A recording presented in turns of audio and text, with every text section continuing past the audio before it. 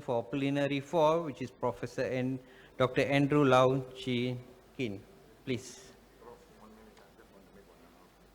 Yeah, just 1 minute. Good morning. Good morning, everybody. Yesterday you saw the opening ceremony. I'm the organizing chairman. Please let me give you a few things. There are a lot of Shopee vouchers for people who visit the booth. You have to go to the booth. A lot of vouchers are there. Don't miss going to the booth. Secondly, you must understand all these sponsors are the people who keep this kind of conferences alive. If not for this thing, we could not have made it at 100 ringgit and all that for all the participants. So just visit the booth. You'll get a lot of things. And don't forget a lot of Shopees, worth about 25,000 ringgit of Shopee vouchers. So please do visit. You can go every time and sign up and you're still eligible. Thank you.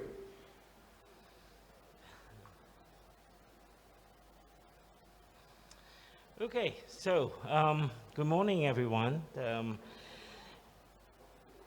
Welcome, and it is actually my great honor and pleasure to have this opportunity to introduce my wonderful colleague and friend, Professor Philip George. Prof. Philip is a consultant psychiatrist and also an addiction specialist. He is the head of psychiatry at the International Medical University. He is also the honorary consultant psychiatrist at Hospital Tunku Java in Seremban, a visiting consultant psychiatrist at Asunta Hospital and the Mind Faculty in Kuala Lumpur. Prof. Philip received his medical degree in Manipur, India, back in 1988, and he finished his specialty training in psychiatry 6 years later at the Malaysian National University. He then went to Australia and subspecialized in substance abuse at the University of Melbourne in 2003.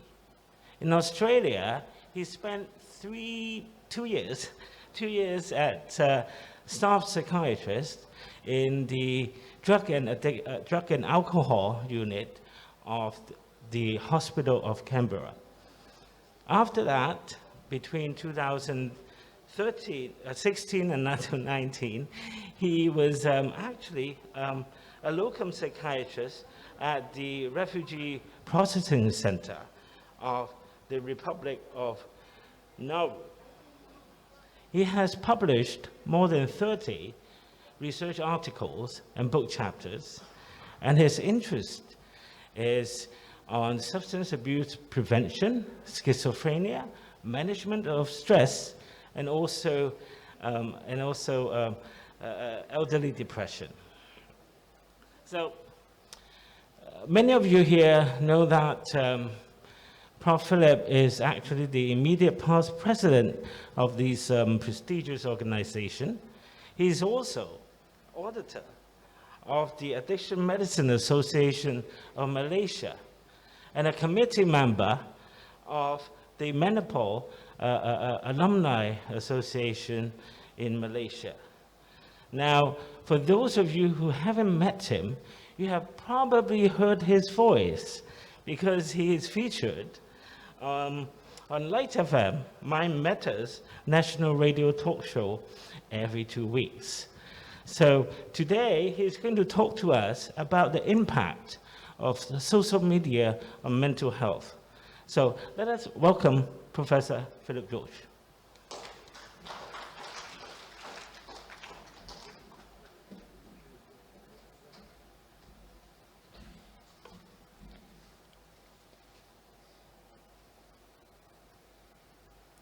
Thank you, Professor Andrew, for that kind introduction.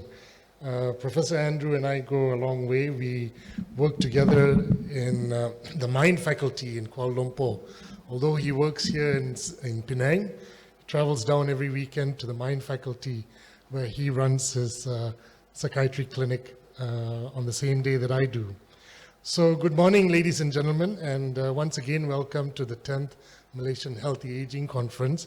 So this morning we're going digital. If you noticed, our first presenter and speaker, Dr. Raymond, spoke to you on digital devices and its impact on health. And I'm going to speak to you on social media and its impact on mental health. And following this, I think we have several symposiums that are focusing on digital as well. So I think this is the benefit of a conference like this, where it encompasses everything. It's a holistic approach to health. And like it or not, digital and the internet and everything else is becoming a huge part of our lives. And of course, it has an impact on our health as well. I recently dropped my hand phone. It's a pretty new phone. The only thing that I have on my hand phone is no ringtone. It's got a vibration mode. I don't like ringtones because, in the middle of a consult with a patient, you don't want a funny ringtone and, a patient gets distracted, I get distracted and everyone's, lost their tone. So, yeah, the phone fell down, the vibration got lost.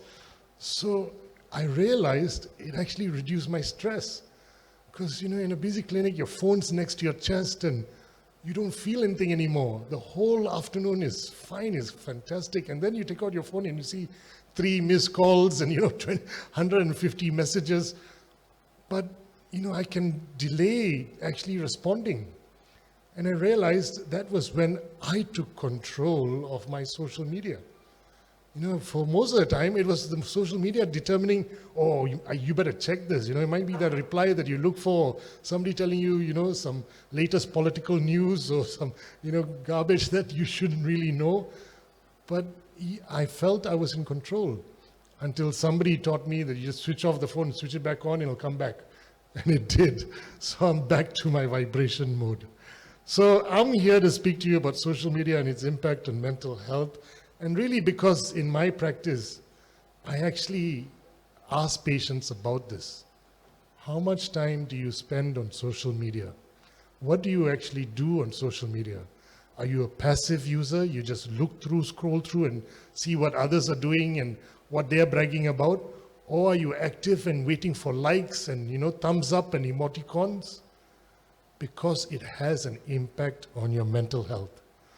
So social media has become actually an indispensable tool. I mean, especially during this pandemic, it's helped us to communicate and engage with people that maybe, we were requested to social isolate from. But overuse can cause, psychological problems. Pew research actually showed that 43% feel overwhelmed by the drama that they find on social media. I mean, I know in one of my groups, my alumni, and there are about 100 people in that group. And during the COVID, pandemic, we could divide the group into the vaxxers and anti-vaxxers. I mean, these people studied in the same university, studied the same books. We were all like-minded, but we ended up in 2 different camps, the vaxxers and the anti-vaxxers, even among doctors. And then when the war started, it was the Ukraine versus Russia groups. And it was, there was some similarity. The anti-vaxxers were also pro-Putin. So are we being divided because of information that we get on our social media feed? So yeah, we can feel overwhelmed. 43% also feel pressured to post content, and 37% feel, that they want to get likes and comments from whatever they put up. I know some of my patients, especially borderline personality, put up posts, and if they don't get, the blue tick on, the person that they send to, they get frustrated and angry, and they'll go into a rage. And so, social media starts to emotionally affect them. So there are multiple studies that show that there is a strong link between heavy social media and the risk of depression, anxiety, loneliness, self-harm, and even suicidal thoughts. But there is a lot of good of social media, and I think we heard from our earlier speaker as well. The whole digital, opportunity for us has brought indispensable things like, accessibility to information, to health, to even academic purposes. It's inexpensive. And, for business purposes, it's also reaching out to so many different people. It's a great marketing tool. But controlled use is what promotes the social well-being and the positive self-help. So typically there are many different platforms, and in 2019, Facebook seemed to outnumber most of the others. Of course, that's changing. It's a dynamic thing, and so now we see Instagram and Snapchat and what do you call TikTok and all over taking some of the older, the conventional type of platforms. But excessive and problematic use will affect individuals, especially during specific sensitive time periods like childhood and adolescence. Sometimes it's like a bragging thing. Parents who, have their child there with 2 or 3 devices. They got an iPad, an iPhone, and, they're sitting in a restaurant. Here, son, have your iPad. And it's like telling the rest of the patrons, look, I can afford something for my son, you can't. But that's dinner time. That's when the family needs to bond. And instead, they take out their devices and use that as a surrogate, caretaker. So, are we actually doing good by utilizing all these, gadgets and stuff? So, in the United States in 2018, they reported that 45% of teenagers say they are constantly online. And the National Health and Morbidity Survey here in Malaysia reports that 2 out of 7 secondary students are internet addicted. We did a survey among 396 university students, and it showed that 50.8% were very high on the amount of social media used per week. It was about 280 times per week. 280 times is maybe how much I use in a month, but a lot of our young people use social media up to this levels. And we found that depression was actually associated significantly with the higher social media use. Instagram, those who are using Instagram had higher risk of body image concerns compared to other platforms. And that's understandable. I mean, Instagram is largely about posting your pictures and, good-looking pictures of yourself and others. So let me tell you about a case that I saw recently. JM, a medical graduate, he just graduated. He was typically now you have to wait 8 to 12 months for a posting. So he was waiting restlessly for his posting. And he then, got heavy into engagement with social media and started comparing with his peers who were already at work, buying a house and getting married and having kids. And that's when stress and anxiety build up. He became more irritable and angry, started neglecting other important social and physical activities, and then had suicidal thoughts, which he later confided to a friend, and then he was convinced to see a mental health professional. But really, it was a combination of things. It was not just social media. So social media was a factor that led to his mental health issues. Now, the DSM-5 actually characterizes our different psychiatric disorders. There's nothing in DSM-5 about digital or virtual, use problems. But there is a proposal that we should consider something like social media anxiety disorder, because many people can relate to some of these symptoms. Stopping to check social media in the middle of a conversation. I mean, how often do you sit with a friend, maybe over tea, and then your phone buzzes and you forget about your friend and you look at your phone, you spend the next 5-10 minutes on your phone, and then spending more than 6 hours every day using social media, or lying about the amount of time you spend on social media, or withdrawing from family and friends because of your social media engagement, or failing in attempts to cut back on social media use, and then neglecting or losing interest in school, work, and other favorite activities, and experiencing, nervousness, anxiety, or withdrawal symptoms when not able to check social media. And finally, having an overwhelming desire to share on social media, feeds. You just want to keep continuing to share things. So most people, young and old, are typically able to moderate their use. So it doesn't really take over their lives. But in some, it actually becomes an anxiety disorder. And 20% from most research actually is suggested to be at risk of this. There are many other conditions that can actually happen in relation to social media. There's the FOMO, no more. FOMO is really about fear of missing out. And that's an anxiety that develops, when they look at what others are doing and they can't do, or they're not involved in that. I mean, who puts up on social media a bad day? I'm having a headache, I can't get my hair straight, I couldn't, I feel a bit heavy now, I'm a bit more obese. Who puts all that up? Nobody puts that up. They only put the positive things. And so when others, absorb all of that, then they fear that they are missing out themselves. Then there's the NOMO, the no mobile phone phobia. And 66% of people actually describe feeling NOMO.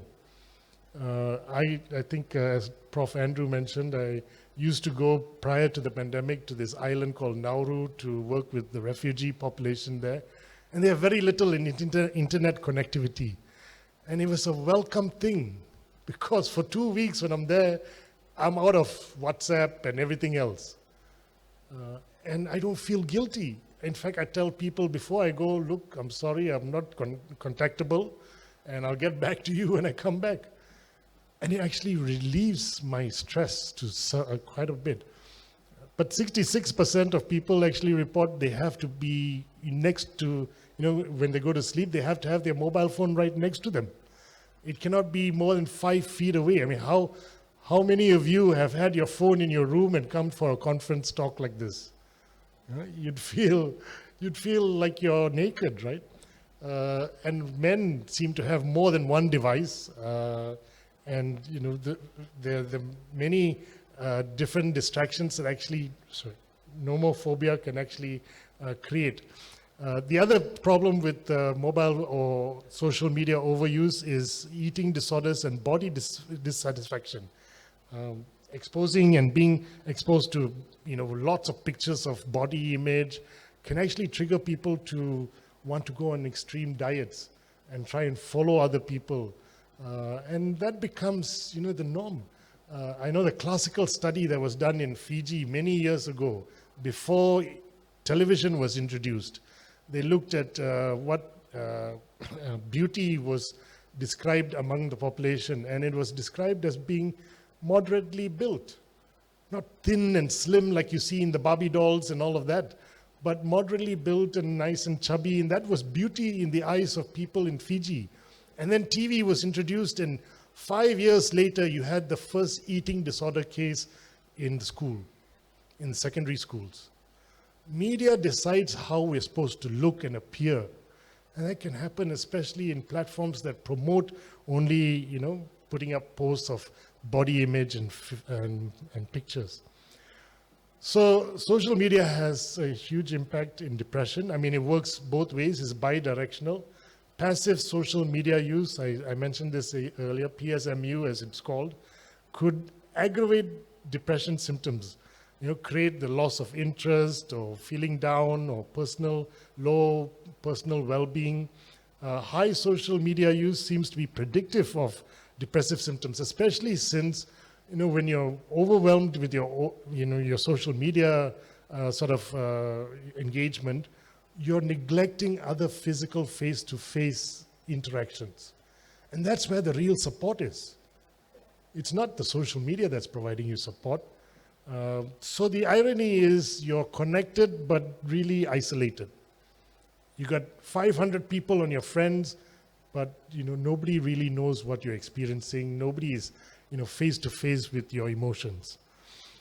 It works the other way, and sometimes loneliness is a predictor for more intense use. So people who are already depressed and feeling lonely and down can maybe engage in social media as a self-medicating measure.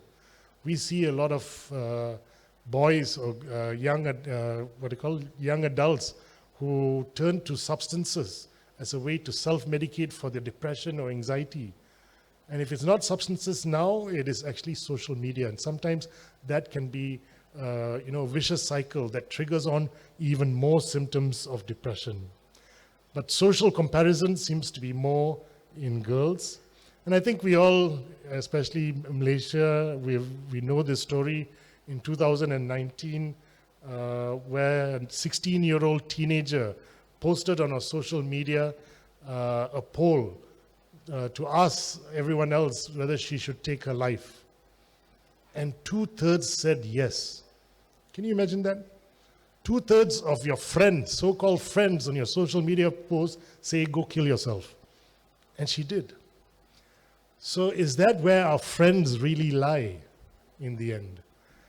So social media can influence self-injury tendencies negatively and also foster conducts. I know some of my patients describing, I cut myself, and the cutting myself was actually taught to me by my social media feed. People showed their cuts on their arms or their thighs and showed how to do it, what to use, and how to, conceal it from my parents. So is social media really going to benefit us mentally? I doubt that that's where you want to look for mental health help. MySpace is a platform on social media, and it actually indicates that teenagers utilize personal virtual space to share things like suicide ideation. And that's where they feel, or they get support, because they have these thoughts, can't tell anyone else, can't talk to anyone else, so they put it on social media, and all that's needed is someone to say, go do it. So the other thing that DSM-5 may have to consider is also addiction, because with social media, just like in addiction, it can change moods. Overuse of social media can change your mood and make you feel different in terms of feeling a reward in your mood as well. It becomes the most important or priority thing in your life. It takes salience over everything else. And there's tolerance. After a while, you have to keep using more and more. And so you've got one platform, now you move to another, and then you move to another again. And then there's withdrawal symptoms. You take away the mobile phone and you get into withdrawals. And of course, it can trigger off conflicts with other people because of this overuse of social media. And when you take away the social media, typically they relapse. So we have 3 5-star addiction centers, rehab centers in Kuala Lumpur, and they get patients from all over the world. And social media addiction is one of those conditions that patients come in for. I've seen one patient who was admitted for 3 months for social media addiction, but on discharge relapsed within a month. Went back to his heavy social media use. And you can understand this because just like behavioral addiction, like gambling, like porn addiction, it triggers off dopamine release. And that's that happy hormone in the reward pathway in the middle of our brain, which later becomes so habituated that typical things like, having a good kway teow in Penang doesn't make a difference anymore. You don't feel that reward. You going for a walk or meeting a good friend, it doesn't trigger your dopamine anymore because it's being triggered by this continuous social media use. I think this is something that is unique with social media as well. It facilitates the environment where people start to compare. This happens sometimes more among girls, but they need to realize that some of the figures and things that they're seeing are not really flawless, not really what is in reality, because there's a lot of touch-up and other stuff that you can do. So, yeah, it can cause a lot of unhappiness and dissatisfaction and constantly comparing oneself to others.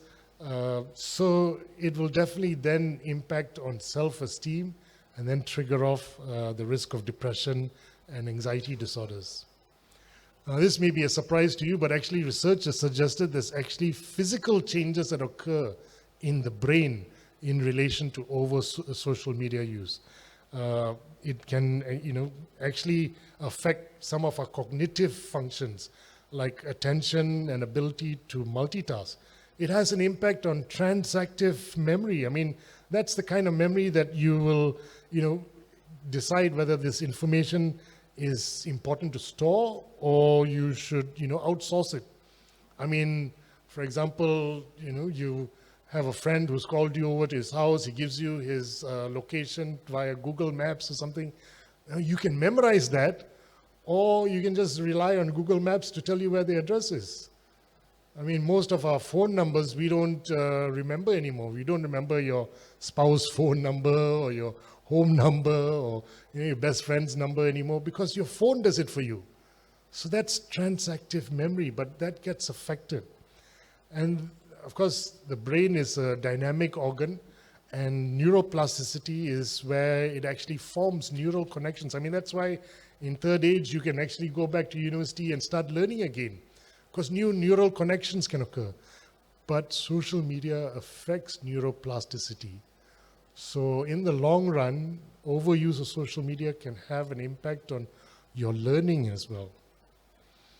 Of course, the other impact, and something that is seen here in Malaysia strikingly quite seriously, is cyberbullying. In fact, it's reported that among Asian countries, Malaysia ranks number 2 for cyberbullying, especially among youth. And the most common tactics is, sending rude and offensive or pornographic material, or giving harmful nicknames, mocking, and spreading rumors and ignoring or even boycotting someone in a chat group. So these are all different formats of cyberbullying. Sinister cyberbullying can be where they, sort of spread people's photos and videos and then start to threaten the victim.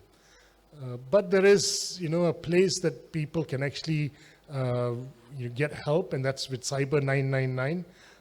They can be called at 15999, and that will definitely, have a reduction in the high impact of suicide, depression, anxiety that comes from victims of cyberbullying. Now, in the elderly, it has an impact as well. I mean, overall, social media has a positive impact because, in fact, it's found that being connected in the elderly will reduce the risk of depression. And actually, in some studies, being active on social media can improve even cognitive function. But again, it's developing a balance. The most reported depression due to social media use was, again, excessive use. And so if there's too much use, again, the risk becomes higher even in elderly. And most of the factors that lead to this is, again, things that happen with the young people. Jealous feelings, low self-esteem. As an aged person, you don't want to have jealousy. Or these guys are going on a overseas trip, or look at the house they live in, or look at that beautiful barbecue they're having. How come I can't have all that? If you are already prone for these things, then maybe you shouldn't be on social media, and maybe you should just look at face-to-face, right? But the primary use is to connect with others, and so senior isolation, has its devastating effects, and social media actually helps. But physical presence is more important. And now that the pandemic is, easing and we are allowed to travel and be with others, I think we need to not go back to just, relying on social media as a way of connecting with our elderly or those older people in our lives. It was a necessity during isolation, but now that things have opened, we can't continue to make it a necessity. So the other thing that actually happens on social media, which is of concern, is also scams. And you can understand the reason for the increase, because, imagine a crook who wants to scam you or cheat you or lie to you. The easiest way is to do it on social media. He just has to do a generic message, send it out to 2,000 people, and he gets one person, and that's good enough. And that's, his time is, saved, and he can scam as many people as he likes. So more than 1 in 4 people actually report losing money to fraud in 2021 here in Malaysia. Romance scams are the other thing that's actually on the rise. I recently had a patient who presented with major depression and suicidal thoughts, and he was the victim of a social media scam that actually lured him to give up all his savings. And it was, a too good to be true investment scheme that was introduced on Facebook. And that's where most of these people put their ads for their scams. So 1 in every 100 seniors in Malaysia have experienced financial abuse. And it was largely to someone that they thought they trust. So maybe we need to actually improve older persons' online literacy. Let them understand and know how to, safeguard themselves while they're online. So just like the vaxxers and anti-vaxxers and, pro-Ukraine and pro-Russia, fake news is proliferating everywhere. I mean, in Iran, apparently, sorry, was it in Iran? No, it's in Iraq. There was some news on social media that said if you drink methanol, the COVID virus gets killed. And what it did kill was 800 people. 800 people died of methanol poisoning. Hayat et al. Suggests that public's understanding of the current COVID-19 situation through social media was actually better for the 16 to 29-year-olds. But those above the age of 60 didn't really know how to determine the trustworthiness of online news. And the problem was they tended to viral it. I just got a message from my dad yesterday, and he sent a long sort of documentary on the whole perspective of Ukraine and Russia. And then today I get a message in the morning, fake news. So I think he sent it to about 20 other friends. I hope he sent that fake news bit also to them as well. Yeah, so actually research shows that individuals above 65 tend to share 7 times more unverified information. If Prof. Tan is here, I think she's discussed this with me previously. But the effects are, fatigue, anguish, psychological distress with this fake news, and misinformation, is actually fueling all these conspiracy theories. I mean, now in my social media group, it's the two camps. And so some of us are like, should we actually put things up anymore? We were so active and, so wanting to be in touch, and it's affected our relationships. So I think it's time to audit and take charge. Is social media affecting your mental health? I mean, there are typical, warning signs like, does it distract you from your work? You use it to escape, bad emotions, or you're being trolled or cyberbullied, or you spend more time online than with family and friends, or you feel anxious, depressed, and lonely, and those feelings are seeming to spike more even with your social media use. So it's important for us to audit our own selves. We recently launched this book on youth mental health. It's available for everyone online for free. If you go to the website, Mind Matters Network, or mindmattersmy.org, and you just go in there, you can put your email and the e-book will come to you. But our focus in this book was on mental health problems among young adults, teenagers and young adults in Malaysia, because we've seen a rise in mental health issues among this age group. And one of the chapters here describes or talks about social media and its influence on mental health as well. And I think that's where healthy aging starts, in young people. If they know and learn to regulate and know the impacts, then the later on issues become less. So let me leave you with 6 ways to protect your mental health from social media. I think the first, limit when and where you use social media. Prioritize perhaps in-person connection. Make sure you're 30 minutes before sleep, you're not on your digital device at all. In fact, if you can, don't have it near your bed, but far away, so that the light that comes from it every time a buzz or a call or a message comes doesn't impact your sleep. And, set time for when you use it during work or during the day as well. Have detox periods, if you can. I think it'll only be for your benefit.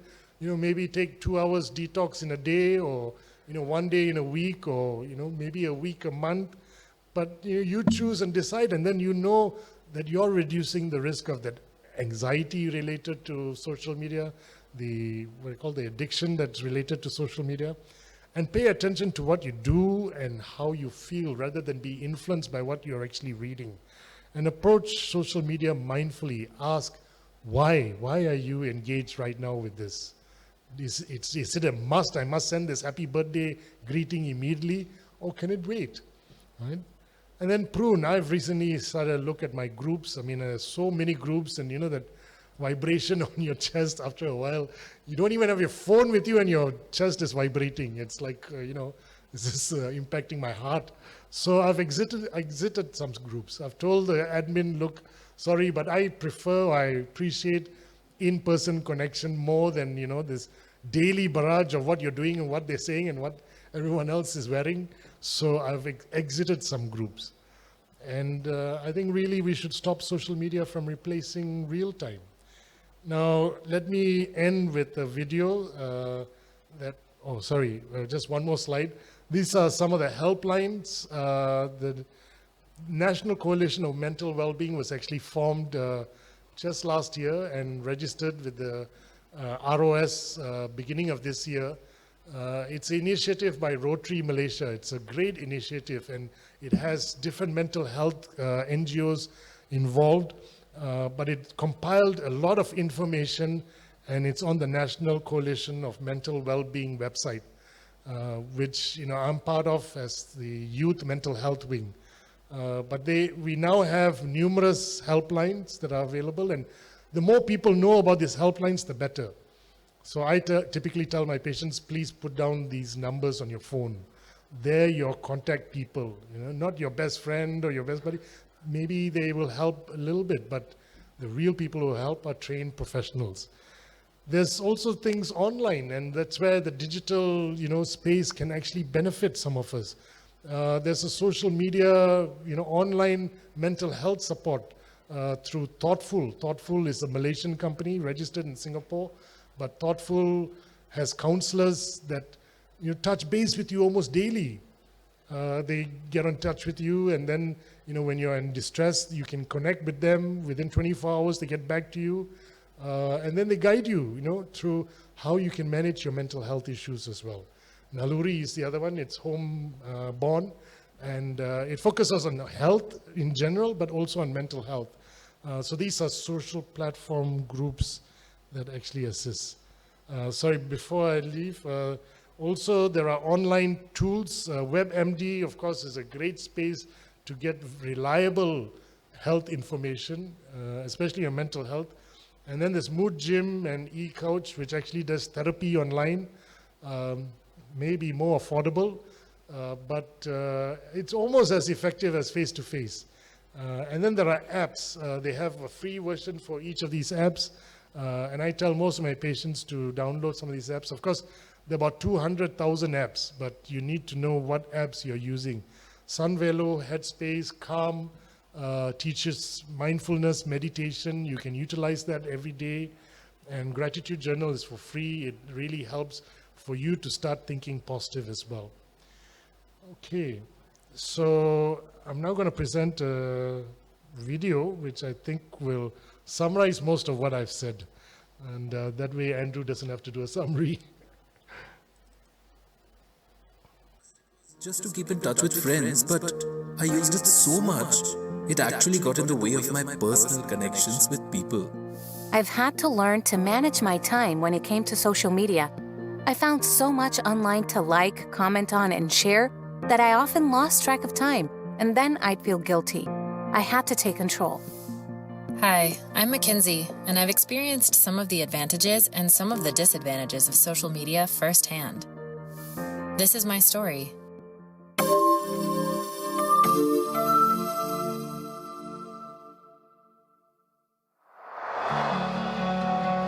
A friend reached out after reading one of my posts on social media.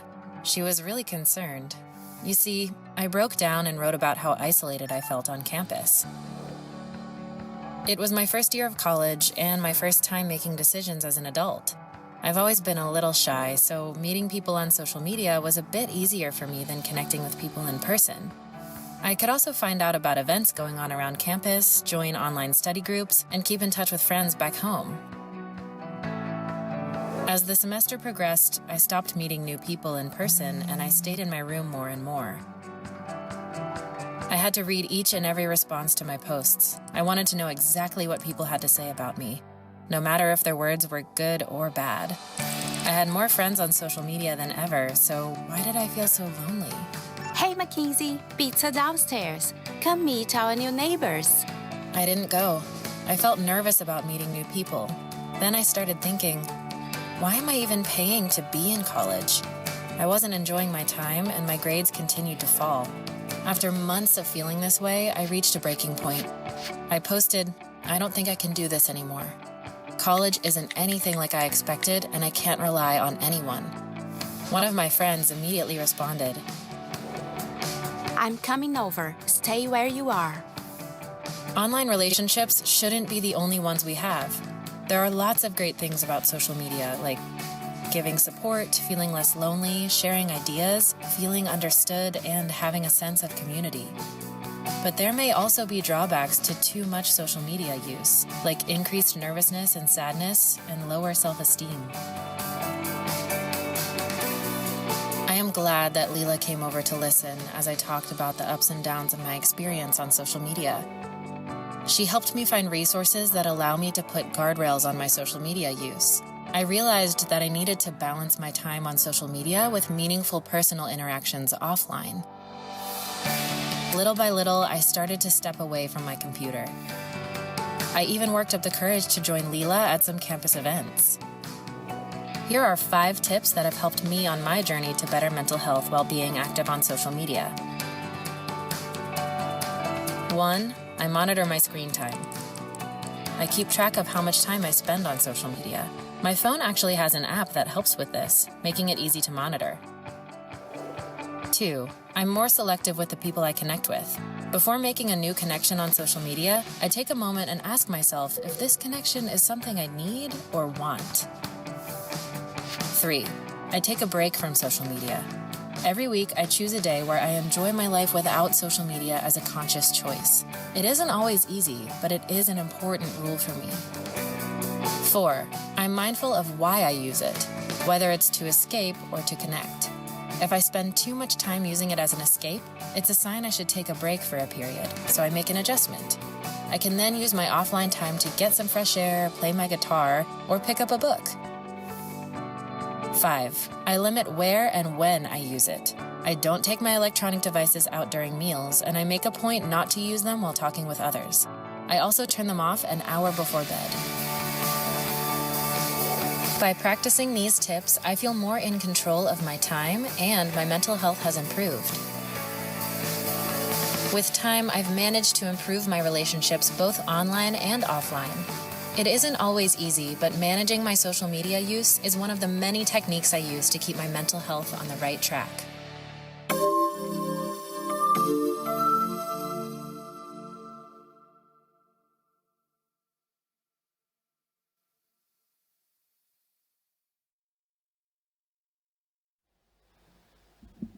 Thank you, Prof. Philip. I'm very happy that you talk about this topic, and I think I need to make an appointment to see you. I'm definitely one of those nomophobia, so my bad. Indeed, I think social media is obviously is a kind of a double-edged sword, and that and Prof. Philip has accurately pointed out a number of these alarming aspects of using social media. But at the same time, using it properly, for example, with the elderly population, it can be very beneficial. So I think the point here really is to use social media appropriately. And instead of the scams, the bullying, and to encourage people into negative behaviors, I think I really hope that people can actually use social media in a more positive way. For example, to decrease the taboo and stigmatization for people who are suffering with mental health issues. And so let's thank you, Prof. Philip, again for wonderful talk on this topic.